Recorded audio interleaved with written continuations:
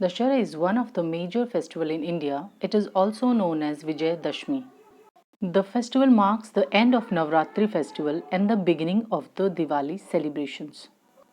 Dussehra is celebrated on the 10th day of Shukla Paksh of Ashwin month.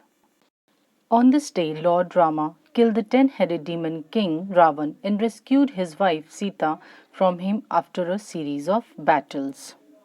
The festival of Dussehra is an epitome of victory of good over evil power. Schools, colleges, and offices are closed on Dussehra. Ramlila is enacted all over in India, and on the 10th day, huge effigies of Ravana, his son Meghnath, and brother Kumbhakaran are also burnt.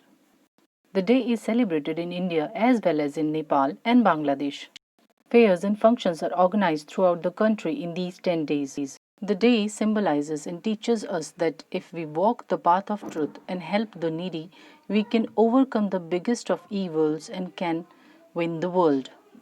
Wishing you all happy Dussehra.